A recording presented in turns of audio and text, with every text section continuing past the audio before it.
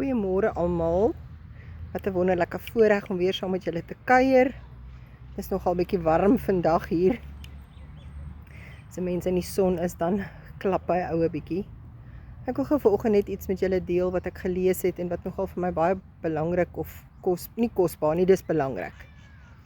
Dat 'n mens jou vriendekring moet kies.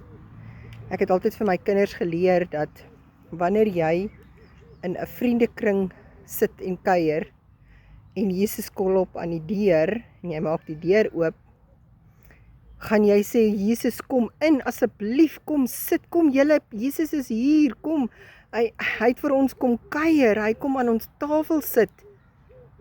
Of gaan jy die deur toemaak en vir almal sê, wow, julle, maak gou klaar, berg gou alles, Jesus is by die deur. En ek het altyd vir my kinders gesê, wanneer jy so sê, en jy sê, julle, pak gou alles weg en berg alles, Jesus is by die deur, en wanneer alles weggepak is, en skoon is, weggesteek is, dan maak jy die deur op en dan nooi jy hom in. Dan is daai nie die regte geselskap vir jou nie. Dan moet jy weet, as jy nie Jesus kan innooi, op 'n oomblik wat hy aan die deur klop, waar jy kuier nie, is dit nie 'n gesonde kuier nie. So ons moet ons vriende fyn kies. Ons moet ons groepe, ons vriende, ons kuiergroepies, ons plekke waar ons by mekaar kom, moet ons kies. Want as Jesus nie daar welkom nie, is jy ook nie daar welkom nie. Vader, ek wil bid vandag en ek wil vra dat U vir ons wysheid en leiding sal gee, Here.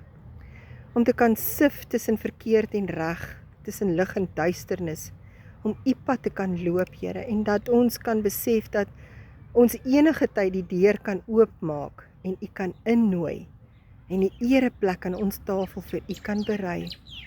Dat ons altyd gesonde vriendskap en gesonde geselskap verkies waar U welkom is. Here, alle lof en al die eer aan U. Dankie vir ons seëninge, Here. As ons 'n lysie moet maak van seëninge, gaan dit baie wees, Vader. Here, dankie dat U so stil en kalm onder ons beweeg en ons herinner aan verkeerde dinge. Dat die binnekant in die Heilige Gees met ons praat en vir ons sê, Emmy, dit is verkeerd. Moenie hierdie kant gaan nie. Emmy, gaan daardie kant toe. Emmy, wees versigtig. Dankie vir die inspraak in ons lewe, Here. Dankie vir gesonde omgewings.